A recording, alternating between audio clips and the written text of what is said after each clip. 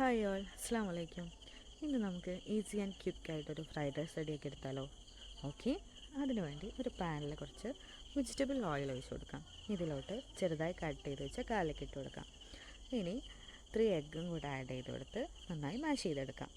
ഇനി എഗ്ഗ് ഒന്ന് കുക്കായിട്ട് വരുമ്പോൾ നമുക്ക് വെജിറ്റബിൾസ് ആഡ് ചെയ്ത് കൊടുക്കാം. ഞാനിവിടെ എടുത്തത് carrot, onion, capsicum and beans. നമ്മുടെ കയ്യിലുള്ള വെജിറ്റബിൾസ് എല്ലാം ആഡ് ചെയ്ത് കൊടുക്കാം കേട്ടോ. ഇനി ഇത് ആഡ് ചെയ്ത് കുറച്ച് പെപ്പറും സോൾട്ടും കൂടിയിട്ട് മിക്സ് ചെയ്തെടുക്കാം. സെയിം ടൈം നമുക്ക് ഫ്രൈഡ് റൈസിനുള്ള റൈസ് കുക്ക് ചെയ്തെടുക്കാനുണ്ട്. ഇതെല്ലാവർക്കും അറിയുന്നതുകൊണ്ട് ഞാൻ വീഡിയോയിൽ ഇൻക്ലൂഡ് ചെയ്തിട്ടില്ല. ജസ്റ്റ് വെള്ളത്തിൽ വേവിച്ചിട്ട് ഊറ്റിയെടുത്ത റൈസാണ്. ഇതുകൂടെ ആഡ് ചെയ്ത് കൊടുത്ത് നന്നായി മിക്സ് ചെയ്തെടുക്കാം. ഇനി ജസ്റ്റ് ഷാലോ ഫ്രൈ ചെയ്ത് വെച്ച ചിക്കനും കൂടെ ആഡ് ചെയ്തിട്ട് നന്നായി മിക്സ് ചെയ്യാം. അറ്റ് ലാസ്റ്റ് ചെറുതായി കട്ട് ചെയ്ത് വെച്ച സ്പ്രിംഗ് ഓണിയൻ വെച്ച് ഗാർണിഷ് ചെയ്തെടുക്കാം. ലെറ്റ്സ്